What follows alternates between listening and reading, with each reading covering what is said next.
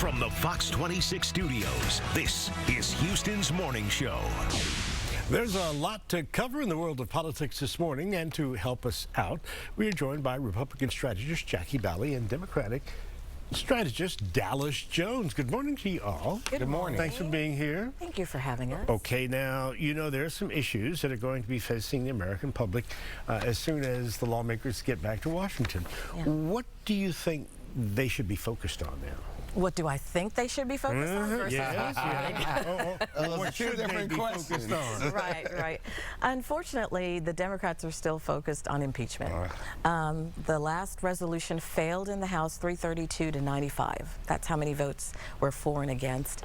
And a majority of voters don't want to see impeachment, but you have a fraction in the Democrat Party in the House, particularly, that still wants to push for impeachment. So you will see more rumblings of that. Nancy Pelosi has pushed back on that and said, we're not going to go through the process. The voters don't want that, but we'll see. Also, we're going to hear about gun reform and gun control. That's definitely been at the forefront with, unfortunately, the last couple of mass shootings that we've had. Hopefully, we'll get some resolutions there. And then, of course, immigration and border control and border patrol.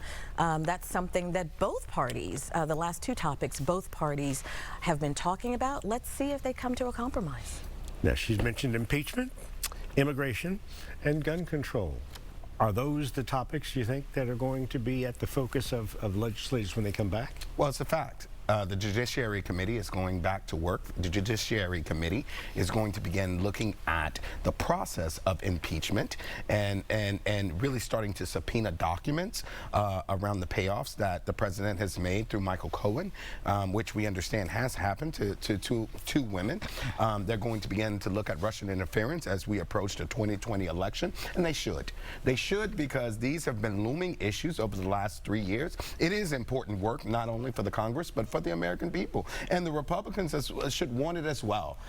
If they have any sense of patriotism, they should want what is true and what is honest to come out. But yes, aside from that, the committee is, and Speaker Pelosi, by the way, is respectful of the committee's work and will allow them to do so.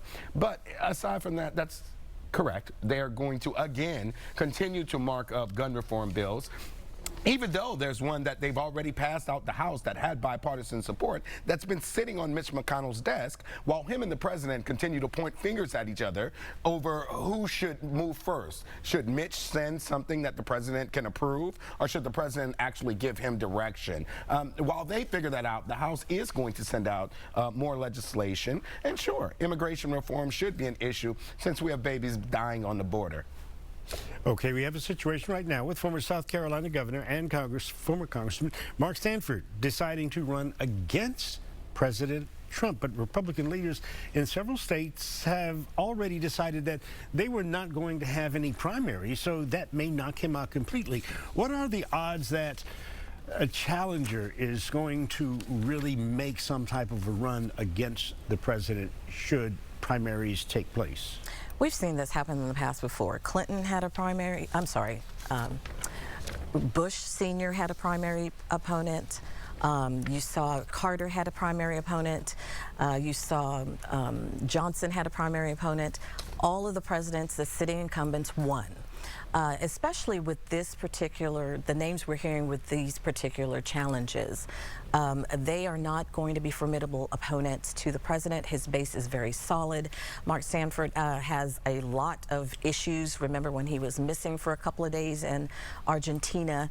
Many people are going to bring that up. Reporters won't, because they hate the president so much, but the voters will remember that, and the president's base is pretty solid. So the names you're hearing, remember when the president said he was going to drain the swamp, he didn't just mean Democrats, he meant established people in D.C., and Mark Sanford was one of those people. How quickly they turned on each other. At one point, Mark Sanford was the darling of He was never the darling. One of the darlings of the Republican Party. Never. He was a Republican governor of South Carolina. But he was never a darling. Yeah. Well, you call it what you will. The best of business for me is to mind my business, and I'll let them figure that out. Okay, lively discussion here. Thank you both for joining us. And I know as we get closer to Thursday, we will want more of your comments as those Democratic candidates come in for a debate here in our It's a great week in Houston. Yes, it is. Democrats are in Yes. town. Oh, my. Oh, my. Here we go, all over again.